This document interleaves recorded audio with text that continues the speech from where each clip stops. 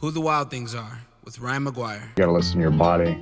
Oh my God, maybe, I could get out there, I could do this. Let's take a ride, find your wild side, real stories, see with your own eyes. It's so beautiful. I'm gonna have the best time out here. Yeah, I was in tears. I was just like, that's the best, man.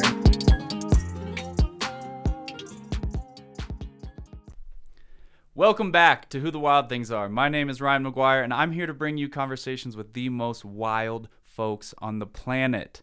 If you're enjoying the podcast, please leave us a rating and review on your podcast platform of choice. And if you enjoyed the episode, share it with a friend. Appreciate you guys. Let's get it going. All right, episode 2 with Jason Marsteiner, owner and operator of the Survival University. Not Aaron Rodgers, but not Aaron Rodgers, pretty close. Commonly confused. He's younger than me, so Is he? Yeah. How old are you? Yeah, 48. I'll be 49 in July. Oh, yeah. I feel like you look younger than him. Yeah, Maybe you're doing something right. Right, apparently. It's all Going the wild outside. edibles. Right. Well, I don't. Well, he does the ayahuasca. Maybe I hear it's good, but Yeah. maybe he's doing too much. Yeah, I don't know. But thanks for coming down. Yeah, And absolutely. I'm very excited for all the plans we have ahead. I guess most notably, I'll be running some of my courses out with you guys this summer. And yeah, those will be fun. What I think I have 60 different classes on at least 60 different classes. Well, I shouldn't say different. There are, I guess total classes, but we have some classes that run multiple times throughout the year. But yeah, we have you coming out for three classes, right? 3 and 1 family private so far. So Yeah. I'm gonna be out there a while. I'm gonna have to find myself a little place in the bushes to sleep. Yeah. Well, we got a lot of room to roam. You're coming up here soon to come check out. You've been to our primary location in the mountains, which is just north of Cripple Creek. We have 80 acres of my property, my private land, and then we're surrounded by other private land that we're able to use, which puts us probably about 1,000 acres. And I call it my valley because I own the road in and out. I'm the only person really that comes in and out of there, plus the students, and it's kind of nice because having that private property to run our classes on. We do within reason whatever we want, right? We can't burn the forest down, but it's nice because we don't have random people coming through. We can just come in and do what we do out there with our classes, and then our I call it our advanced location is also a private ranch that we run classes on, and that's roughly 4,500 acres. And you haven't been out there, but you're going up there this weekend. Tomorrow. I wish I could make it out there, but I've got other stuff going on. But you're going to meet up with one of my high school buddies that knows that land. He's been out there running around since he's a little kid, but he knows that place like the back of his hand. There's nothing better than local knowledge. Oh, yeah. Maps are great, the internet's great, but when you're walking the land with somebody who's been walking it for 40 years, you're like, all right, this is the fountain of all the information. Yeah, I think he's like 5th generation or I don't know. Wow. Multi-generation of living up there. But even I go out there with him, and he's like, oh, check out this cool little cubby hole, or this little area over here, this nice fishing hole, and this swimming hole, and yeah, it's pretty nice. But the property that you're going to, it looks like a national monument. We got a stream that rolls through, and the cliffs, and there's a climbing area. I think you're familiar. You're a climber, right? Yeah, I'm actually probably going to climb down there this weekend. Yeah, on Sunday. Yeah, down Shelf Road. I think probably about 3 miles from that where we run those classes is. I don't know if there's a name for it, but Shelf Road. People come from all over the world, all over the country to go climbing in that area. And we're just right up the road where we run those classes. It's a spot where if you're a climber, you've heard of Shelf Road, right? Like period. Like people come from all over, and generally it's just because there's so much wild access there. Like there is you could never climb in a lifetime all of the different walls down there, right? Yeah. And so that's all public land, the majority of it down there. So that ranch that we run the classes on, it sits kind of nested in the center of that BLM, which is there's probably 800,000, 1 million acres of BLM around that. It's a really unique thing. And when we first started talking about this, and you shared with me your guys' plans to have this additional spot of land, because the mountain camp is gorgeous. It's beautiful, and there's so much that can be done there. But to have this nearby additional thousands of acres of private land just like takes it to a whole nother level. Yeah. Well, so the mountain camp is about 9,600 feet. That's their original location. I started off with 10 acres there and grew it up to 80 acres. But we're up at 10,000 feet. It kind of limits our season. We usually start really mid-May until the end of September. By mid-August, maybe late August, it's starting to cool off at night, and not everybody wants to come out and be cold. We get a lot of, I guess, city people coming out to stay out there with us in August, September, October. They just don't want to typically camp that time of year because it drops down. Even that time of year, you can get below, well, I don't know, in the high 30s, which could be chilly if you don't have the right gear. For sure. So we have a relatively short season. We're trying to pack 60 classes into that short season. Anytime before that, Colorado spring, we could get 3 feet of snow overnight at any moment. And the past last 3 weeks ago, 4 weeks ago, I can't remember, but we had so much snow that I actually had to cancel a winter survival class. That sounds like counterintuitive to cancel a winter survival, but it was a beginner winter survival class. And I got my truck stuck, we got a snowplow stuck, and we got a 4-wheel drive loader stuck. I'm like, if we're going to get this heavy equipment stuck, and and I've been driving the snow since forever, if I get stuck, I know all my clients are going to get stuck. Driving in a Corolla. Right. And that raises a safety concern. And we would have had to walk back about 1.5 miles to get to where we run the classes. And somebody could get hurt. It would take search and rescue or whatever, the rescue team, it could take them a long time to get back to us. And it was just not worth the risk. So we ended up canceling that class. But even now, there's probably 2 feet of snow up at camp right now. Yeah. But anyways, what I'm leading into is the other location is about 7,600 feet elevation. Right.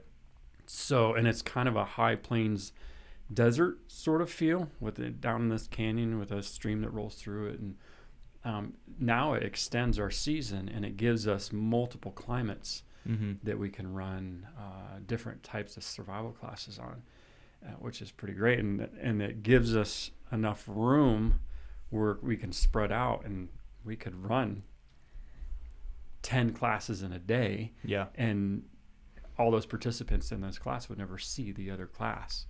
So we got a lot of room to spread out. So it's a really unique thing. I feel like, you hear about different survival schools all over the country. I don't know if there's anything that has that kind of magnitude. Not as far as private land goes, I don't think so. I mean, Boss has got millions of acres of, public land. Right. And they, that's a great school to go to. But it's all public, so who knows who you're going to run into out there. So, and they got to be careful what they're allowed to do. Obviously, we're careful what we do, but we have a little bit more freedom because it's private property. Sure. But yeah, I mean, I think are we running your yoga and what do we call that? The earth skills and yoga. You got it, yoga and earth skills. Yeah. So that'll be there in June. Right. So the first 3 I have, May is the 3-day wilderness skills. Right, that's right. And then, which I think you might even be. Yeah, actually, me and Jess Caldwell, that's been on your show before, we're going to both participate in that class, and then it should be a good time. Yeah.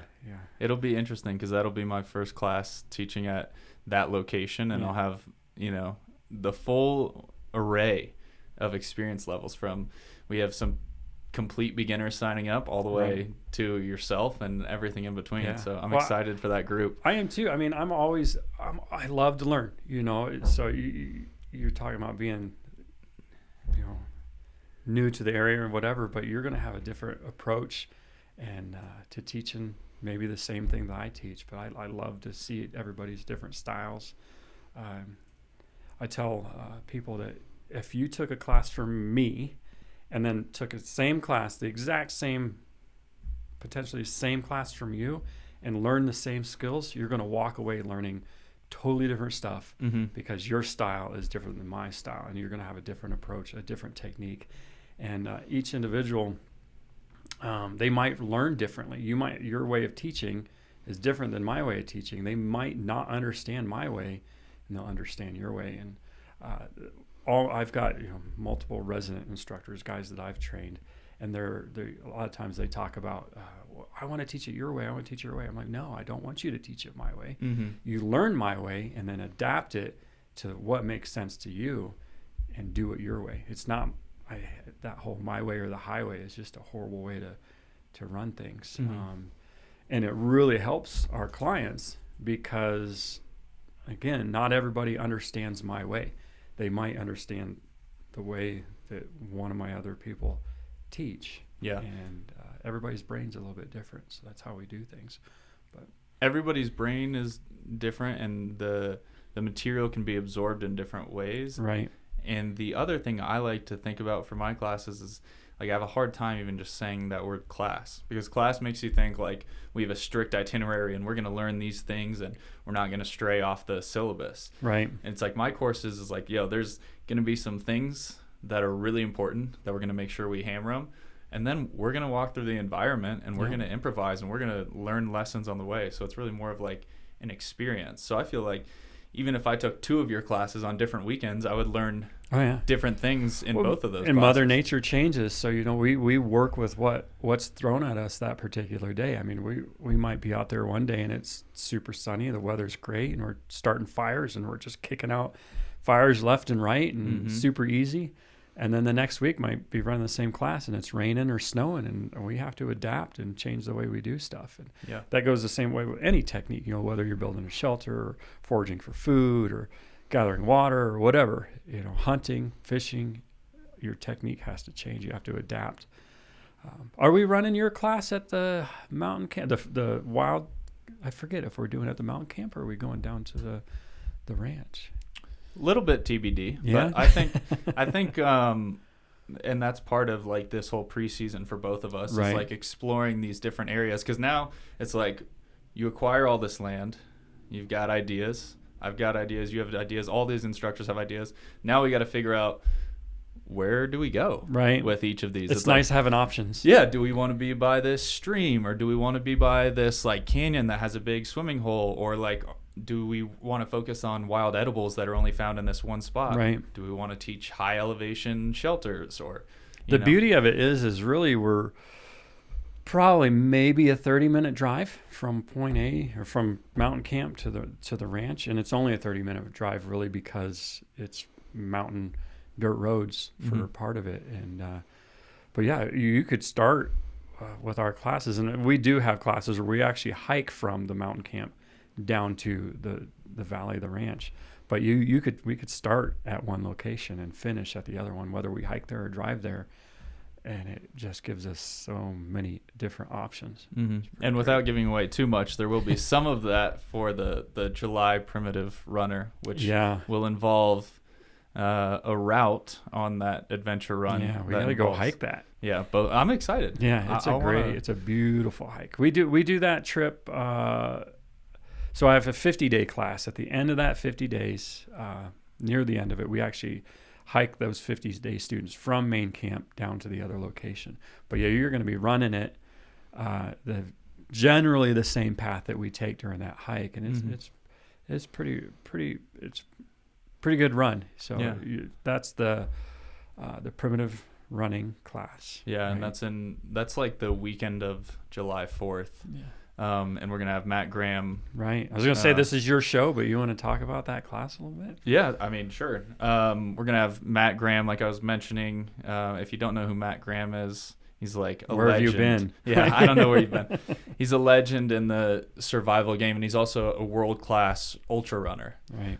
So he's been a mentor of mine for years, and we've become good friends, and so this year we're running a course together, which is based on a lot of the things that we just talked about, which is this kind of small tribe navigation through the wilderness. Right. And in most respects, it has been kind of Control-Alt-Deleted from the earth. There's only like, I feel like a few instances where now this kind of thing exists where you're using very minimal gear and moving with a close tribe through rugged terrain, and using the environment and your skills to coexist and live with the land. Yeah. So it's going to be a really cool experience, and I'm very blessed that Matt I think it's great having him come out. Yeah, I can't think of anybody better. So yeah, and he normally teaches Utah, right? It is where he's at. Yeah.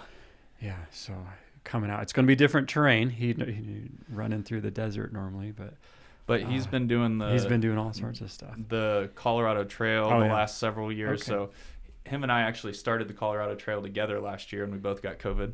Oh, so that was an interesting experience. But can run from COVID, huh?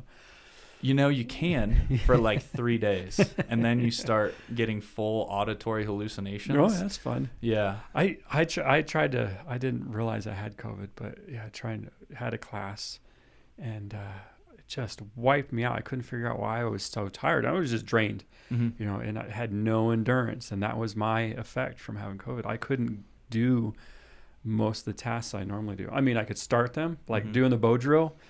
That's, you know, a lot of endurance, and I could not push myself for that last 15 seconds to get that ember. Yeah. And I'm sure it's when you're hiking or any sort of endurance challenge, it would kick your butt for sure. It's a weird thing. It does affect the endurance. And for me, it was like, I think it was the end of day 2 when I first started to feel it. So I put in 2 big, like 35-mile days. And it was unsupported, so I had all my food on my back. Right. And I'm like, doing great. And then the night of the second day, I'm like, should I keep going? Maybe not. Should I keep going? Should I sleep here? And then all of a sudden, I just feel something hit me, and it's like, lay down right now. So I just laid down right where I was in my bivvy, and all of these deer, and I'm like way in the backcountry, all of these deer circle around me. And I'm like, what is going on? I'm talking like 10 or 12 deer. It's like that movie. What is that movie that just came out that, you know what I'm talking about? It's like the end of the world, and the deer come in, and I think it was like produced by the Obamas or something like that. And the deer were like supposed to be giving people a sign that something was coming. And I don't know if they knew it. The deer was surrounding you. I don't know if they knew it or what, but I've never had that experience before. Yeah. And at first I was like, these deer, they're really here, right? I'm not just like seeing this. And they wouldn't leave me alone. They just kept coming up closer and closer to me, and I'm like trying to shoo them off, but I'm too tired at this point, and I'm just like, all right, I'm going to sleep. And they were just surrounding me. You was sure it wasn't good mushrooms? No, I don't think it was good mushrooms, but it does sound like that. Right? And then the next day I woke up and tried to keep pushing, and I had to call it at the end of day 3. Yeah. It was just, I was hearing Lauren's alarm, which is birds chirping. I was on top of the Continental Divide Trail. There's just nobody around. And all I could hear in both ears was Lauren's alarm. And I'm like checking my phone, and I'm like looking all around, and it's just like full auditory hallucinations. You got to pay attention to those signs. You do. I mean, when I'm out there in the woods, I'm very aware of my environment. You know, I'm paying attention to storms and, you know, natural things, common things. But man, when you get that hair on the back of your neck stand up, or you hear those alarms or something, pay attention to those. And you know, some people might say that's a little bit too woo-woo for them or whatever, but there's a purpose for that. Your body, your mind, the universe, the world around you is telling you something's going on. You should turn around, or, you know, pay attention, do something different maybe, or I guess it just depends on the situation and the person, but trusting your intuition. Trust your intuition. So you're hearing those alarms, and you weren't feeling well. So if you pushed on, who knows? And I think a lot of people ignore those signs, and they push on, and they get them in trouble. Yeah, I have a hard time balancing that too, right? Because like I'm like trying to be Mr. Fast and run and be tough, and then, you know, there is that balance with like following your intuition, because if I listened to the voice inside my head every day, Well, I'd probably just eat ice cream all day every day. And, Right. You know? Yeah. So it's like that balance. That's right? true. You have to have that balance. But when something is just really off, pay attention to it. But yeah, we have hurdles when we're out there, whether you're into sports or endurance or whatever. You have to push yourself past those limits. Otherwise, we never grow. But there's situations where you're like, something's not right. Listen to those. Yeah, and I think just clearing things up, I've gotten a lot of questions about the primitive runner, like, is it, how hard is it, and those kinds of things. And I've made it very clear to people, it is not a death march. Like, right. This is meant to be a really cool experience, but you don't need to be a pro ultra runner to do this. Right. I think most of the people that are doing this are very casual runners that are in good shape and like to move their bodies. Was that a 4-day class? Yeah. Is that right? Yeah. 4 days. 4 days? I don't know how you can read that. I'm way older than you. I can't see that. I've looked at that calendar 100 times. It's 5 days, but you'll get in on one day and you'll leave at noon on the last day. Right. So it's 4 nights. You're running from our main camp down to the other location. I don't know how many days you're expecting to do that run in, but it's going to be a beautiful journey for you guys. And when you go hike with that pre-hike that trail with me, you'll see and you'll be like, wow, this is so cool. But yeah, I'm excited to take you down there. And then I guess your yoga class, your yoga and primitive skills class, that'll also be at the land, right? The lower elevation, right. There's 7,000. I think we're going to meet at the top and then probably shuttle transport down to the other one. But that's going to be a pretty good one. I think connecting. That class I think is going to be a great class to just connect with the outdoors or Mother Nature or however you want to do it. And I think we're definitely lacking in that nowadays. You got people that go to the park, go outdoors to do yoga or to connect or whatever, but this is going to be different because you're going to be in the middle of 1 million acres of untouched land, and you're not going to hear cars driving by, you're not going to hear city, anything. The only thing you might hear is an airplane fly over. Yeah. It almost makes the hair on my neck stand up, thinking about the true sound of silence and really connecting both with yoga and then also all of the skills. So there will be a lot of naturalist crafts, like building different things we need to stay out for an extended period of time. There will be some survival components, just like any survival course. You'll be learning about different things to save your butt. And also one of the funnest parts is that we're going to have cold water available, natural cold water, and wood-powered saunas. Yeah. Oh, that's right. You're bringing in your saunas, aren't you? Yeah, we're going to have. Those are great. We're going to have saunas that are, fired by the wood. So a piece of it will be starting the fire for the saunas, and you'll get to connect with that skill set while practicing the skills. Yeah, and those streams are cold, so if you're jumping back and forth between that sauna and a stream. I guess it's at 7,600 feet, but it's still chilly. You don't really get, I feel like, warm streams in Colorado. Nope. It doesn't matter where you are. It's like it could be an 80-degree day. That water is going to be freezing. Right. Yeah. I'm not a really avid swimmer. I can swim okay, but I'm not. And everybody's like, I can't believe you can't swim. And I'm like, well, swimming really isn't a thing at 10,000 feet. No. That's where I grew up. I was up there. So. You dip. You dip. You get in, you're like, okay, I've had enough, and you get out. You were doing a big cold plunge thing like last year, right? Yeah, that was at our 10,000 foot elevation. And some people were, that's not very cold. I'm like, you come up here and jump in the water with me. It is frigid. Yeah. Even in the summer. And I was jumping in at like 5 o'clock in the morning, so it's cold. That's the hardest time to get yourself to do it. Well, yeah, get up out of bed. I would get up out of bed and I would jog, a couple hundred meters. I'd jog down to the pool and then dive in, and then we'd sit in there for as long as I could. And it's just, instant shock. Just almost trying to hold it together. Right, and sit in there for as long as I possibly could, 3 minutes and then get out. Sometimes I chickened out. It was too cold, and I would go in at like 8 o'clock in the morning or something like that. But you have that like inner dialogue. You don't need to do it today. Come on, why are we doing this? And that's those hurdles that we were talking about, pushing your mind past those spots. Right. So you have to get over those barriers, and that was a mental weakness, not a something could go on. Something bad's happening.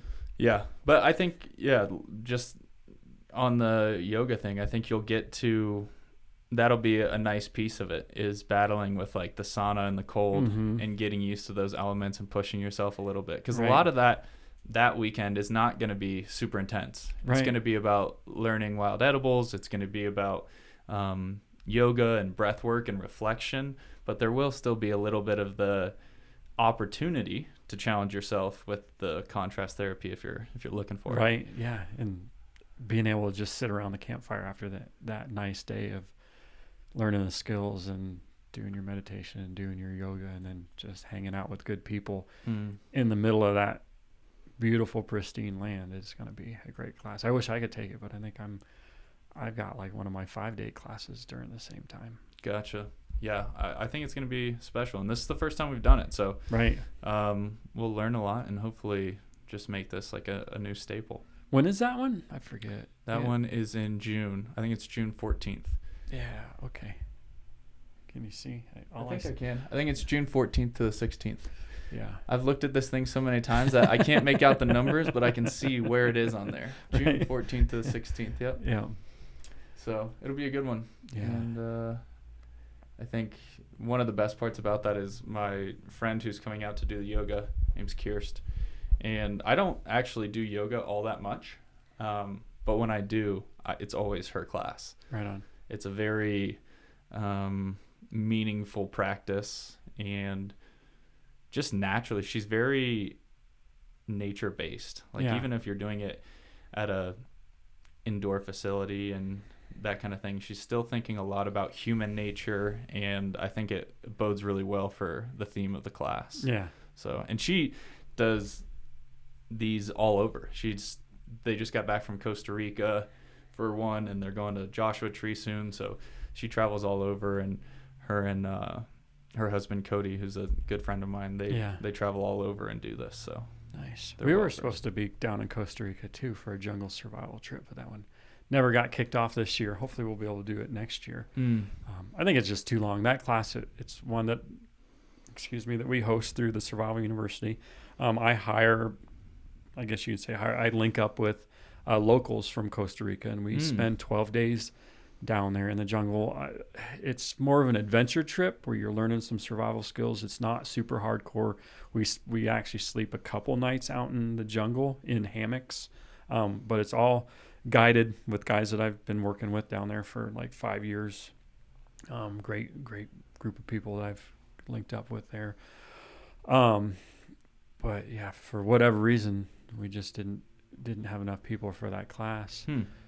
But hopefully next year we'll try and run again. But I think I'm going to shorten it because 12 days is a lot of time for people to take off. And but it's probably the first time I went down there I think was 2016, and it's probably one of the most fun things I've ever done in my life. And it's all curated. We feed you the whole time and got a guide, and we take care of the people the entire time we're down there. So I'd love to do that. Oh, it's great. It's a good time.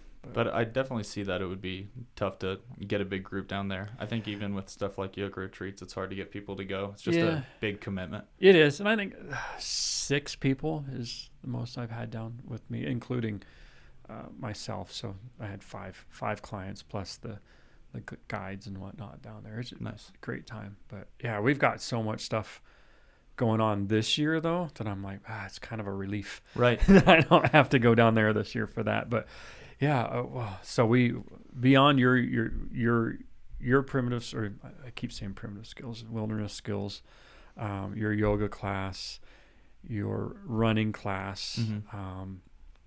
We do medical classes. I think we probably talked about a lot of this stuff last time I was on, but it's a good refresher, I suppose. But yeah, I bring in Mark DeJong with Off Grid Medic comes out and does the wilderness first responder and wilderness first aid class. He's a retired Navy corpsman that's been a nationally recognized paramedic since 1998. So he's got a lifetime of experience for that. We've got a pretty legit navigation class. I've got an Army Ranger retired. He was in for 22 years. He taught navigation to Rangers in Ranger school, so he's pretty dialed in. And we actually get this year we have, I think, 6 cadets from the Air Force are actually coming out to take that training. It's that solid of a program. They're not from the Air Force Academy, but they are from in the Air Force. But and then there's a basic, call it basic, but it's a 3-day navigation class where we stay at our primary camp, the 80 acres, and they're learning the basics, and they're doing short runs, the azimuth and the back azimuth, and reading a map and compass, and your core skills. That's the 3-day class, and they're pretty solid by the time they're done with that class. Yeah. And if they take the advanced class, then we take them down to the other location, and it's so rugged down there that if we plan the route right, you literally can't walk from point A to point B in a direct line. You just can't do it because of the terrain. So they have to learn to triangulate and route plan. And if they don't route plan correctly by reading the map, they'll get to a steep hill that they won't be able to climb, so they'll have to walk around. Or get cliffed out. Yeah, so that's our advance, and your walks might be 2 miles. Where at our main location, it might be 700 meters, and you get down there, it's you got a good solid walk, and we do sort of a real quick survival training, and those people that come down for the advance are also out there with my 50-dayers, so they have already been through like 3 weeks of training, so they're pretty solid in their skills, and they'll have one of those 50-dayers with them, and they go out. So we do a really quick run through of some survival skills, and the intention is they're supposed to walk out 2 miles or whatever to get to that a point, and once they get that point, it tells them the next point they got to. But we make them carry their gear with them, so just in case, and they have radios, so if they need to, they can call back in on us. But if they get out to that point and they're like, oh, it's 5 o'clock at night, we're not going to make it back to base camp, let's just camp here for the night. Right. So they don't have to check in, they don't have to come back during the advanced 3-day class. They can stay out there in the field and then finish things up the next day if they need to. Sweet. But yeah, we've got what else? We've got Jess Caldwell. She's coming out from Washington. She runs Wild Kind Academy. I think you might have her on again. But she's got a women's river retreat that we run down at the other location. I think it's a 5-day class. Maybe it's a weekend class. Got so many classes I can't keep them all straight anymore. But when I first started out doing this back in 2015 is when I really started going full time. I was the only instructor, and I just really wanted to teach people. And I tried as the instructor to try to run a women's only class. Boy, I got tarred and feathered for that one. I'm just, I was trying to do the right thing, right? Because women want to come out here and learn, and they want, and I think it's great, and I want them to come out. But I didn't have a female instructor at that time, so I was like, I'll try to run a women's class. And I'm very easy to work with, very easygoing, and no judgment, no anything, and I just want to teach whoever's out there. I just want to teach them. And a lot of times you get a male instructor that just wants to, I guess we'll say misogynist or whatever, just macho. And I'm like, I'm not that guy. I just want to help you. I want you to learn, and I'm going to let you struggle until you're ready to just throw whatever it is you're trying to learn out in the woods. And then I'll stop you and be like, all right, let me help you over this hurdle. And then I'll back up a little bit and I'll let you complete it. But anyways, that didn't go over well with me trying to run a women's only class. So I finally found I've actually got 3 solid women instructors now. They're great. I've got Jess Caldwell with Wild Kind Academy. I've got Jax Gananga. I'm sorry, Jax, if I messed up your last name. She's awesome. Yeah, I got to meet her. Super cool. But she's She was a former instructor for Pathfinder. Right. And then I've got Kirsten Zolievic, formerly Survival Betty. Mm-hmm. She comes in from Oregon, and she runs an elderberry farm and a bunch of plant medicine stuff. So she's like a plant specialist, right? Yeah, so she comes out and does a plant. I think we changed the name to Ethnobotany 101, and then an advanced herbalism class. So she comes out and does a plant medicine class, 2 plant medicine classes. I want to take that. Yeah, so great, solid instructors. All 3 of them are great. I'm so proud to have them as part of my team out here. But Jess is coming in, I think, June 1st to start. I think she has to fly back and forth for a few times out to Washington. But she's going to spend the majority of the summer out at the Survival University here in Colorado. She's got two really big core classes, but she's going to be helping out with a lot of the other classes. Mm-hmm. And then we got Jax coming in. Jax has got like a bushcraft base camp where she's teaching you, if you go out in the woods and you want to just set up a cool camp and you want to, build everything from nature around you, and you want to be comfortable, you want to build tripods and tables and chairs and a broom and just fun things out in the woods. So cool. Yeah, that's her class for one of them, and then I think she might be doing a tree walk. I don't know. Oh, she's also doing a tree. She's like a super expert on trees. Yeah. So the problem with Colorado, especially where we're at the mountain camp, is we only have like 3 trees. Yeah, we got spruce and pine and aspen. But I might take her down to I think we'll probably do that. Take her down to the lower location, which has a bigger abundance of different types of trees. Is it like juniper and pinyon down there? There's juniper, there's pinyon, there's willow, there's oak, there's... Oh, yeah, there is oak down there. Yeah, there's all sorts of stuff. So, cool. But I think Jax is going to come in. She's actually... I've got an event that I have to go to in the 1st of June, and I just said, hey, Jax, none of my guys are available. They all have something going on. Will you come in June and cover for me for this class? She's like, yes, absolutely. So she's going to be coming in running one of my 5-day or a few days of my 5-day class the beginning of June. But I think we might be picking her up hopefully for all summer. So she'll be out there. I mean, she's got other classes that she's going to be teaching throughout the country here and there. But I'm hoping that she's going to stick around a little bit longer. Normally where she teaches this June, July, August is like 187 degrees during the day. Roughly. But where we're at up in the mountains during the summer, it's beautiful weather. We're 70s to mid 80s. And it's just, it sounds, some people are like, oh my God, 70 sounds so cold.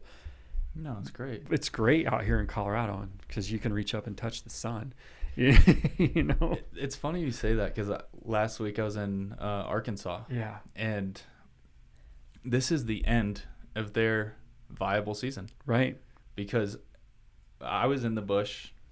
Naturally, I'm wearing sandals and shorts as I do. Right. Which is not what you do in Arkansas because I was just covered in ticks. Oh, yeah. Just all over the place.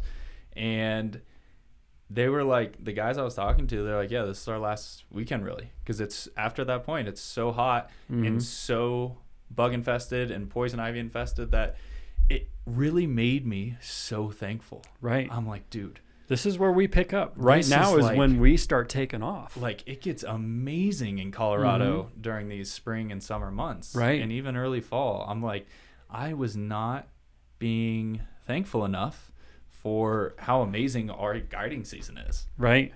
Yeah. And we really, I don't even know what month this is anymore, but we start kicking off, I would say about mid-April. Well, we're starting to pick up right now, but really the first week of May, we start trickling in classes. But by June, we're full speed ahead.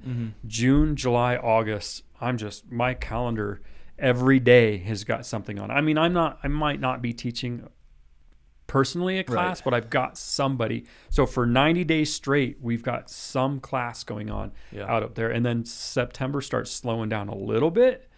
It's usually like weekend classes. In October, we might have 1 or 2 classes. And then October starts getting too cold at 10,000 feet. But now we've got that other location. We can push into November. Usually December's not a great time because everybody's, pretty cold. It's getting cold, but people are thinking about holidays and Christmas and New Year's and whatever, saving money so they can go buy presents that they don't really want to give to people that they don't really want. Just give the gift of adventure. That's a little Christmas plug. But yeah, and then we're dead in the water until January and February is frigid up there, right? Oh yeah. And then in March we're potentially getting pounded by snow, and then April, which is now, it's hit or miss with snow. Mm-hmm. I did my course, one course last year. First one was in April. Mm-hmm. And I was like, oh, we'll be clear. Like everything is so nice right now. I had been up there a couple times beforehand, and the snow was starting to melt. And I was like, this is going to be great. The course was amazing. It was a great course. But I'm walking them on a plant walk, trying to find a spring up in this aspen grove. Right. And we start walking back, and it's been 65, 70, and sunny all day. And then randomly, it starts snowing. Yeah. I'm like, it's warm out. I have a T-shirt on. How is it snowing right now? That's what the time of year that people get in trouble, though. Yeah. You're a common adventurer that's not familiar with Colorado, comes out here this time of year, and they're like, oh, it's a beautiful day. I'm going to throw on my Tevas and my shorts and grab my water bottle and, maybe a light jacket. Mm-hmm. And they head out, and they're 5 miles deep, and all of a sudden this Colorado blizzard rolls in, and they're not prepared whatsoever. That's why me and you exist, is to teach people to not do that. It is. And a lot of times it's like, we both get this same crowd of like preppers and people who are like getting ready for the end of the world. And that's why, they're coming to this class, Right. It's a small percentage, but they exist. Right.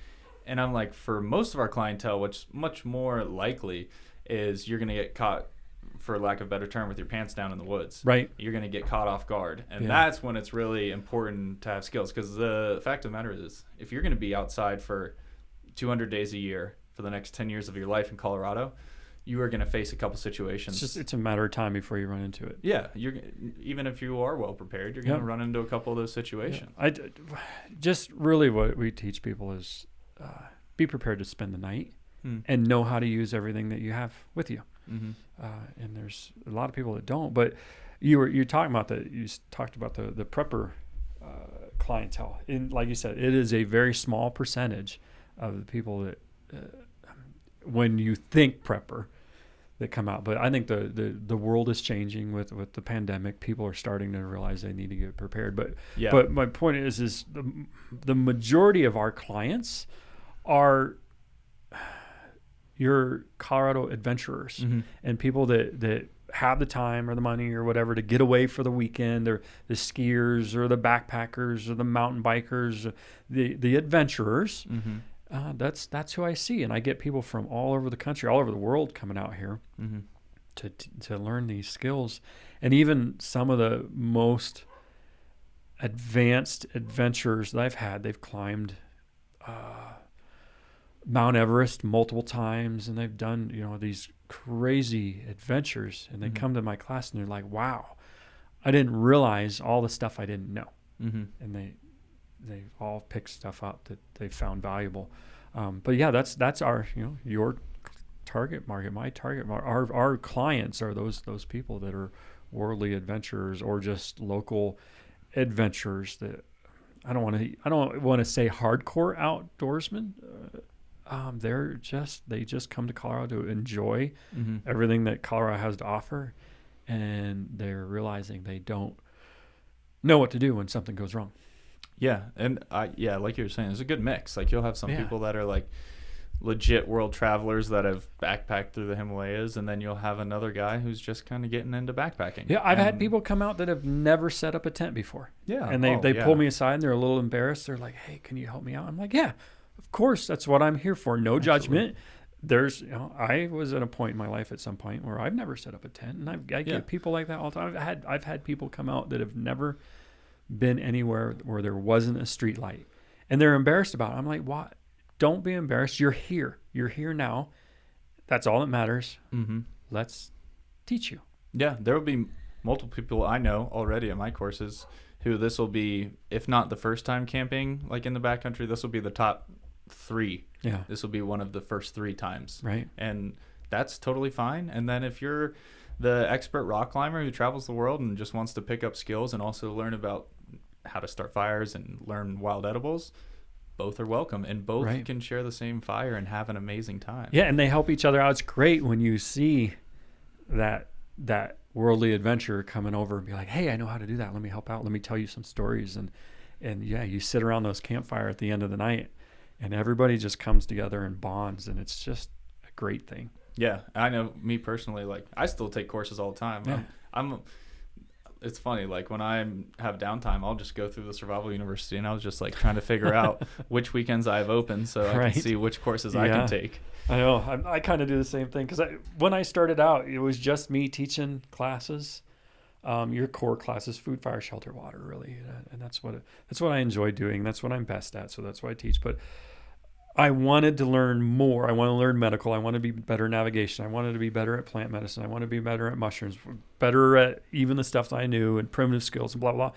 And I didn't know it. I'm like, I could go watch YouTube and then try to learn it on YouTube, or I can go find somebody that's really good at it and bring them in to what was back then Colorado Mountain Men's Survival. I'm still Colorado Mountain Men's Survival, but now TSU is this umbrella that I bring all these awesome people that I found in to teach at my location. And now I'm like, all right, my navigation is a perishable skill. I've taken the nav class from Matt a few years ago. I need to retake it. Absolutely. So when he comes back, I'm like, hey, I'm going to sit on the class. Of course. And Yeah, especially navigation. right, and recertifying for the wilderness first responder, and every year, as long as my time allows, when my plant people are out there teaching plant classes, I'm bebopping along with all the other students, going, "Oh yeah, that's right. I forgot what that one was or what that one does," and relearning that stuff. And we all need to do it. But I'm also now that I've got a little bit more time because I have so many people. I think there's 20 instructors that work with me now. Wow. Now that I'm not always teaching all the time, just me, I have a little bit more freedom. And I'm like, all right, there's a class out in Georgia I want to take, or there's one out in Tennessee, or there's one out in California. I go learn new stuff. And when I do that, that's for me. It might help improve what I do, how I teach things at class. But I will never go, like that will say navigation. I will never go and take a nav class and be like, all right, now I'm good enough to go teach navigation. Right. That's not the vibe. That's not the vibe. That's never what I've been at. So yeah, there are some other places that try to do that. They'll go teach another class, or they'll go learn from another school and then come back and try and reteach it. And There is a lot of that. be careful. There's a lot of the like backyard YouTube survival experts. Yeah. And it's like, that's all fine and dandy as long as you're not putting on a new or like a persona that you actually spend a lot of time in the backcountry. Right. Because that's my issue is not that they don't know what they're doing. My issue with that is that it becomes dangerous. Right. You're spreading information that other people are going to take as Bible. And, Right. and then get themselves into trouble. Yeah. I mean, there's even the new people. They want to. They're like, hey, I learned this cool thing. Let me show it to you. That's great. There's nothing wrong with that. But you should be like, hey, I learned this is new to me, and I'm just trying to teach you what I think I learned. So, but you get people that try to kind of hide that they're new, and just don't hide it. If you're new, be proud of it and be like, this is a cool technique. Let's learn together. Absolutely. So. It's a good place to be. I think always having that beginner's mindset. Right. Like always coming into a course, even if you feel like Humble. I know how to sharpen a knife. Like, well, maybe listen to this guy over here. He might tell you something about edge retention that you didn't know beforehand. Yeah. And, just come in with like a learning mindset and try and pick up on some new things. Yeah. I always I always do go in humble. I worry though, because I'm not saying that I'm, this big celebrity, but I've been doing this for a while. So, people in the industry know me. And I'm always like, when I come take your class, don't treat me like anybody else. Just assume that I'm brand new, know nothing. And I just want to learn the way you're learning it, and don't change your style. I'm not trying to steal anything from you Mm-hmm. to take back with me to use your program or whatever. I just want to learn, Mm-hmm. and that's for me, you know, because I have my way, and I like to teach my way, but I like to have other styles. So if for some reason my way isn't working in that moment where I'm trying to do something, I have some other tool Mm-hmm. to pull out. And then also, if I'm teaching my way to a student and they're not getting it, I can be like, all right, I know these 2 or 3 other ways from other people I've learned from. Let me try to teach you their way. Mm-hmm. And then I'll be like, this is something that I learned from blah, blah, blah, whoever it was. Yeah. And maybe you should go take the class from them Mm-hmm. also. I think it's really cool to cite where you learn skills. Yeah. Just like if you were a researcher and Yeah. like this is kind of our science, our art. Right. It's cool to say like, yeah, I was sitting with Dave Holliday and he showed me how to do this because I couldn't do it for the life of me. Right. And then he showed me how to do it and it made a lot of sense. And now Yeah. I'm showing you it. I Yeah. think that's a cool thing to Yeah. do. Like, I mean, give people sometimes I respect. forget. I'm like, who did I learn that from? Or, you know, and some of the greats are not with us anymore, you know, so, which is unfortunate. But yeah, we've learned, I'm sure you've learned some from the survival greats that have passed. And, you know, anytime I think about it, or I try to throw their name out there, this is who I learned it from. And, Mm-hmm. you know, Yeah, I was sitting with Dave like 2 days ago. For folks who don't know, he's like considered one of the right. godfathers of like this Americana survival movement. And Yeah. like, you know, he's not teaching skills anymore, but just being around him, you just soak up Right. so Well, much he of that does stuff. energy. Yeah, he teaches with Private, Philip. right. And, He came out with us 2 years ago. He did a private. I thing shouldn't with say us. he's not teaching. That's not fair. He's teaching like 3 courses this month. I don't know why I said Well, that. but he doesn't have. He's not. Well, he used to be like the founder boss. He right? was like or one of the a regular or a high up instructor at Boss and was Right. there all the time. And now I Right. think he's kind of do a course here, do a course there, do a course there. You know, Right. he's more like the guy that comes into different spaces now. right. But I wasn't learning hard skills from him, but just even being around somebody with that much experience, Right. you're just like, okay, I need to soak up everything this guy's saying. And all his stories. Yeah, he's an intriguing individual. Right. Yeah. So I think the moral of the story there is that there's something to learn from everyone, not Absolutely. just other instructors, but also learning from students. Oh yeah, absolutely. I've picked up stuff from students So many times. I'll do something. They're like, "Why did you do it that way?" I'm like, "Well, that's just the way I know it." And they're like, "Oh, check this out." And I'm like, "I like that. Mhm. I might utilize that in my class later." Or, I don't really like. It works. It works for you, but I don't like that method. And there's nothing wrong with that. But Totally. And I'm the same way. If a student doesn't like the way that I am teaching them something, they have another way. I'm like, great. Do the way that works for you, as long as it's not going to get anybody hurt and it works. Mm-hmm. Do it that way. Keep doing it that way. You don't have to do it my way. This is just the way I do it. But yeah, I've learned from students, and it's pretty awesome. Yeah, sometimes you'll have a specialist in your course, Mhm. like you'll be teaching a survival course, and you'll have a plant specialist. Right. And she's trying to learn survival skills, but she happens to be a plant specialist, and you're doing a walk. Right. And you're like, here's this plant, it does so-and-so, and then you're like walking to another plant over there. She's like, oh, why did we skip all this parsnip? And you're like, I didn't know what that was or what it was used for. And Right. you're like, well, you can actually use it for this, and it's edible raw, and you can also do this. And you're Yep. like, all right, I just learned a new plant Yep. from this plant specialist who was hidden in the realms of my course, and I didn't even realize she was here. Yeah. Or new knots great. from rock climbers, or all different kinds of stuff, or even just life experience. People who have gone through certain things, brought up in tough times, Yeah. or just been through different experiences. Those that you haven't campfire seen. stories are some of the best. They're At the the end of best. the day, listening Oh. to people that tell about why they're there. Or yeah. A lot of them that I've heard, depending on the course, have been like, they're at a crazy point in their life, and that's Mhm. why they're like seeking out these skills. Yeah. Well, not only the skills, but just the time out in the woods. We, Mm-hmm. I think a lot of people come out just for the therapy. Mm-hmm. And I know I get a lot of military veterans that come out, Mhm. and they miss that brotherhood by being around a group of people around the campfire. But it's just a reconnecting with nature, getting away from the rat race of society these days, just coming down. Another thing, the 4th of July weekend, a lot of people hate fireworks. They hate the explosions. They hate listening to them all night long. I run a class. I specifically run a class over the 4th of July weekend so people can come out and get away from it. And we don't set off fireworks up at camp, so people can get away and just come down and relax and just sit around the campfire and enjoy the peace and quiet. That's a good one. I hadn't even thought of that, really. Yeah. Another one we were just saying, I just had a guy reach out to me yesterday.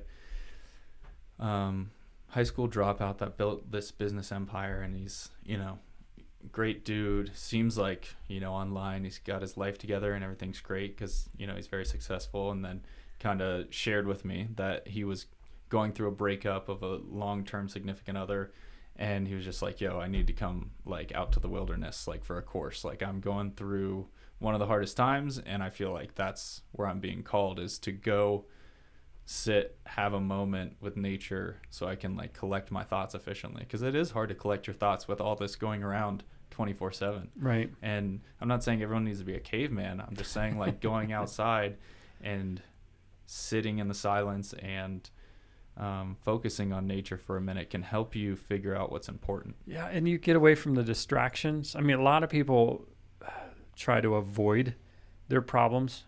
They turn on music really loud. They turn on the TV real loud. They distract themselves with work. They distract themselves on whatever it is, going playing pool or going to the bar and drinking or whatever. When you're out in the woods, there's not really a distraction. You have to feel those feelings, think those thoughts. You can distract yourself a little bit with Mother Nature, but it's a more of a peaceful distraction, and they can work through some of their problems. I'm guilty of that too. Yeah. For me, it's usually go exhaust myself somehow. Right. Yeah. We all do it. We have some sort of distraction that we do.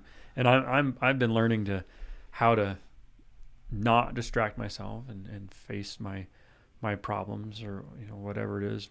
And, I think being out in the woods or having that quiet and that silence is really beneficial for me, and I think it's beneficial for a lot of different people for whatever their reason is. And the nice thing about courses is it gives you the confidence to be able to go and do that on your own. Right. If you don't have the confidence and the skill set to be able to seek out nature in your own capacity or with one other individual, you're not going to be able to go out as regularly and get that therapeutic feeling. Right. And you're so worried about the what ifs. What if the storm rolls in? What if what if I get lost? What if I have a bear encounter? You're not focusing on your task of connecting with nature. You're not scared per se, but you've got those fears, a little bit of anxiety while you're out there because you don't have the skills. Yeah. So now, if you have some skills, as long as you don't get to the point where you're overconfident, ego is big trouble out there. But if you have those core skills, you can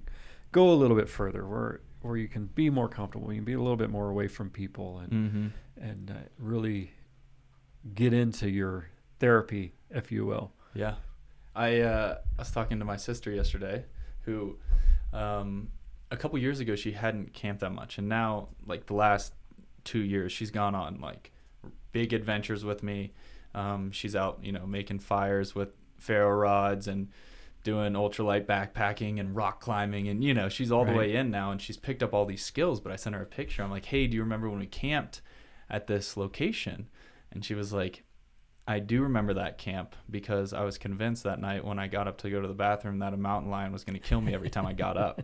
And she's like, it's crazy to look at how far I've come since that day, getting familiar and more comfortable out in the wilderness. And I was like, that's a cool story because I never thought of it like that, but it's so true. Now she's sleeping on top of mountains no problem and doesn't think about it. Yeah, the primitive shelters really open people's eyes up because most people are used to being in this little shell. It's a tent, right? And it's all closed in, and they feel safe, or they're really not. It's just a soft taco shell for a bear. But no, that's a horrible thing to say for people that are listening to this that are paranoid. But no, really, we for my 50-day class, the students that come out for that, they have to stay in a tarp shelter or a primitive shelter the entire time. So it's an open shelter. They just have kind of a roof over their head, but that's it. Mm-hmm. And the first week or so, I don't think they sleep. Most of them, they're freaked out. And I'm like, why are you freaked out? Just, you become used to it. But I'm like, look, you have your shelter. It's no different than a tent. Only it's open. You can see what's out there. A tent, the stuff is still there. You just can't see it coming. But now you can see it inside your tarp shelter. But not only that, but if you want to, you can build a fire right in front of you. Right. A fire is, it's going to warm you up. It's going to give you some entertainment. If you wake up in the middle of the night, you have a hard time sleeping, you just sit there and watch that fire. It'll lull you back to sleep. It's a deterrent to animals. You've got that safety, a real safety blanket right there. Whereas a tent, it's a false sense of security. Yeah. But my point is people do adjust, they adapt, they go out there and they've got that fear.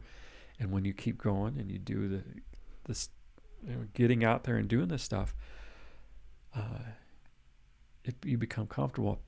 And then if you're learning the skills, then you become comfortable faster. So if you're going out there with somebody like you or myself or any of my other instructors, and they're teaching you these things, you're able to push yourself a little bit further, and you're going to learn those skills faster, and you're going to just enjoy your time out there. For quicker. sure. Yeah, it's funny how overrated tents are a little. They are. I don't know. I'm partial to the cave life. I feel like people look at it weirdly because there's like a stigma around like cavemen or something. But what is better than a cave? And for me, like if I can have a 3-walled cave, that's like perfect because then I have my door already made, no work, and I can live in it for 3 months. Absolutely no problem. Right. It won't decay. It won't blow away in the wind. It stays warm. Yeah. And then I kind of I do like the half wookie up on a cave wall if there's only one wall. And that way it's not as bomb proof, but you can still have a fire inside. You have most of the sides covered to keep warm. I don't know. I like the cave life. See, I'm a little bit more bougie. I like my hammock. I go out there and I hammock's great. But I've spent time on the ground and on the caves, and that's just as awesome. And everybody's different. So if you want to go out there in a tent, great. Do it. Just get out there. If you want to go out there and sleep under a tarp, if you just want to go out and sleep on the ground, if you want to do a hammock with us, with my team, there's no judgment. We don't care. No. Do your thing. If you're out there for certain classes, we do have rules. Right. And they're more like guidelines. If you just are terrified to sleep on the ground, we'll let you sleep in a tent. You're taking away from your experience. You're putting that barrier up, and you're not pushing yourself. You're not bettering yourself. But if you're not ready, we're not going to make you. Yeah. And the thing is, it's like there's practical applications for like every level from low tech to high tech. Right. I've used all of them. You've used all of them, and it's good to learn them all. So it is kind of a weird thing to be like dogmatic about, where you stand, because the reality is that most of us use all of them. Right. Yes, this is the way. It's like, well, what about that time you were sleeping in a tent? That one time. I know. I saw you. I got pictures. See? I was next to you, actually. I heard you snoring. Right. But what other courses that you haven't mentioned are you excited for at TSU this year? Mushrooms. Yeah. So mushrooms are difficult because you have to have the right humidity, the right amount of rainfall, and the right amount of sun, and everything. All the stars have to align properly to get those mushrooms. So we've selected, I think, 3 or 4 dates where we expect the mushrooms to be the best that they can, and we're just going to have to play it by ear. And if we get out there and the mushrooms aren't good that day, then or the week before, then I just have to contact my students and be like, hey, this might not be the best one. You might have to transfer the next one. You can still come out and we'll do a talk about mushrooms, but there might not be 50 pounds of mushrooms. We might only go out and find a couple mushrooms. So great class. A lot of people are interested in mushrooms, but it's hit or miss. And I'm hoping, because we had such a lot of snow up there this year. Usually when we have a pretty good snow this time of year, when it comes to mushroom season, which is like the end of July, the beginning of August. We have a fair amount, but it's just all depends on nature. We talked about Jax's class and Jess's classes, and I'm really excited for those because they're two phenomenal instructors. Jess and I have a hiking class. We're going to be taking the same route that you take to run with Matt Graham, but we're going to be hiking that over 3 or 4 days. Kind of a leisurely hike, but we're teaching skills along the way. It's an adventure trip, if you will, but it's very cool. Yeah, it's a beautiful hike. We've done it for the past 2 years. And ever since we started running it, it's been one of our clients' favorites to come out there and do because it's an adventure trip. It's over a beautiful terrain. You're going to see it. But we take our time. We learn some skills. We're doing carrying fire from point A to point B over many miles, doing it safely. We're doing plant identification, foraging, fishing, shelter building, or you could sleep in your tent or your tarp, depends, and it's taking all the skills that we've learned and putting them in a practical application. But we get people out there that have never taken our survival classes before that just want to go for that hike. Mm-hmm. And they're in a family of people that know the skills, so they can just sit back and watch and be like, oh, okay. Or they can join in with us and learn the skills right then and there in the field while, in a practical application. What are the dates for that?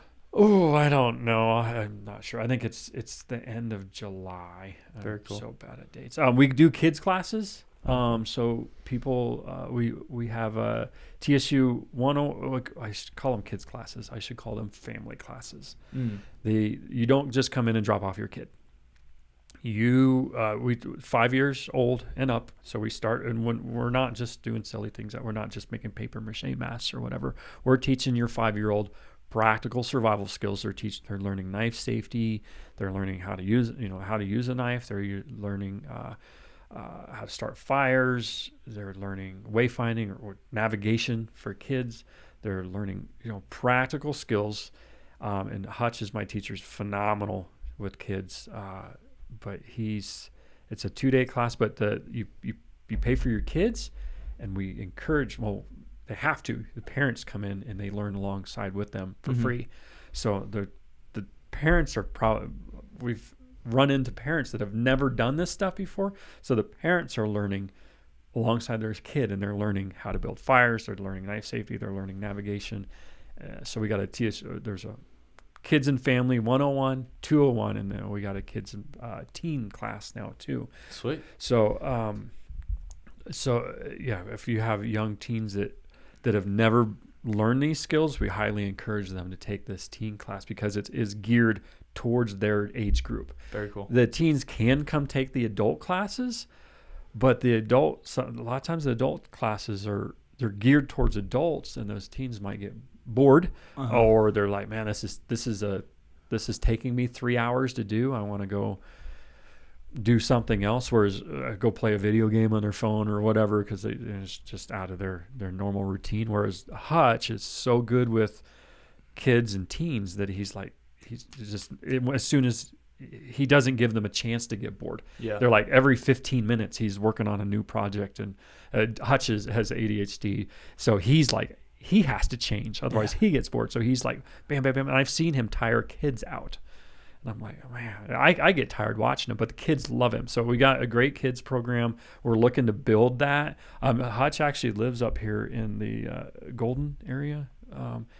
We're trying to start doing day classes up here in the Denver metro area. I say Denver. Everybody, I don't live in Denver. I live in Aurora. Everything north of Castle Rock to me is Denver. So if I say Denver, I mean everything north of Castle Rock. So we're looking at finding a location to run like day classes up here. Yeah. 3 or 4 hour classes, and whether they're adult classes or kids classes, it might be a 3 or 4 hour navigation, or maybe we're doing showing people how to make pack baskets or whatever. Cool. Fire make, all sorts of stuff. So we're trying to do that up here. We're looking to expand. We'll probably end up doing that in Colorado Springs too. But yeah, what else do we got going? And there's, like I said, we have 60 classes. We're working on a hunting program. So Tanner is one of my people that I've trained, but Tanner was a former archery instructor, really great archery guy. But we're actually going to do like a intro to hunting. What it is teaching people how to navigate through the hunting process, how to get your tags, how to navigate through the website, which is very difficult. I don't know if anybody's, if you've done it. It can be very confusing. I mean, he's not going to go through. It's not going to be all on the computer. He's just going to help you. That's a useful skill to learn. Yeah, though. but then we're probably going to skin an animal, squirrel, maybe if we can. But if the idea is, we'll have a goat or a sheep, which the anatomy is the same as a deer or an elk. So we'll teach you how to process it and break it down. We'll do some cooking. He'll talk about why you're going out there, but he'll go over bows, rifles, muzzle loaders, because he hunts with all of them. So he'll what is your style of hunting and what do you want to know about it? And so that'll be it's going to be an introductory to hunting class. We're going to do that this year. I think like the last week of June is when that class is slated, and we're going to do another one in August. And then in 2025, we're going to feel that out, see if we get a good turnout on it. We're going to do like a hunting 101 class. The introduction to hunting, we'll actually do walks out in the woods and show rubs and droppings and try to track some animals. And the tracking is not going to be a big core part of it, but we'll do probably a hunting 101 and a hunting 201 class. We're still working on that. Another one that I think everybody that goes out into the backcountry should take, and it's a hard sell, but it's a great class. I've taken the class two, maybe 3 times, and nobody thinks about it, but we have a human tracking class. Sweet. We have an introductory to man tracking or human tracking, and then a tactical tracking class. I know some women that want to take a man tracking class. Right. That's why I'm trying to be a little careful how I say that, because I don't mean to do that, but I mean human tracking. But yeah, we have a introductory to what is it? It's a introductory to search and rescue tracking. Okay. But there's that one, and then there's the tactical tracking class, which is more geared towards law enforcement and military that we're running. But it is open to everybody, but it's a very serious class. We don't want people coming in and screwing around. But we're teaching people to work in a team. So if you're in a very serious search and rescue operation where you're working with law enforcement, where you're working with real solid search and rescue teams, you could actually add value. But that's where that one is. But if you think about it, if you know how to track a person, you will never get lost, because you can track yourself back to your original location. So my feeling is if you go hiking, if you go out in the woods and you go alone, or even if you go with people, you should know tracking skills. Whenever, a lot of times I'll have my group. I might have to stay back at camp for whatever reason, and clean up or shut things down while they're hiking to the other location, and I might leave like 2 hours after them. 2 hours later, I can walk, and I can, because of my tracking skills, I can follow their exact path. Yeah, I can figure out exactly where they were, and I catch right up to them. Even if they're in a weird spot, I'm like, oh, why did you guys go this way? But very, very solid. It's a great skill to learn. And people, so it's funny, all these skills, people are like, why do I need to learn these skills? I only go out for little day hikes. Well, day hikes are one of the things that cause people to get in the most trouble, because they don't go out prepared.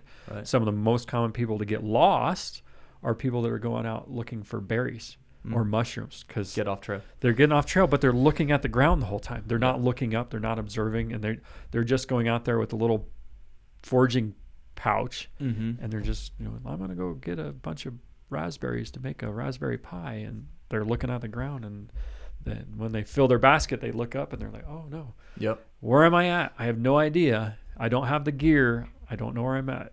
I don't know how to get back. Well, if they took a survival class, now whatever, they're prepared. They can spend the night. If they take a tracking class, they can just turn around and follow their tracks to their their original point. Yeah, it's like all the stories about people getting lost while they're peeing. Right. It is a day hike. It is on trail the whole time, but you don't pee right on the trail. Right. I do, but you go 30 yards to the right or left. Right. And then suddenly you're like, oh, it's kind of thick in here. Which way was the trail? It's got to be over here. So let me walk 30 yards over there. Oh, wait, the trail isn't here. Well, it's got to be like the other way. And then you get really confused, and then you have those situations. Yeah. Like the happens Mount a St. lot. Helena. It happens a lot more than you think. I do a lot of case studies. I'm always paying attention to news articles and searching for this, and it happens a lot more often than people realize, but it's only in the local news of that area.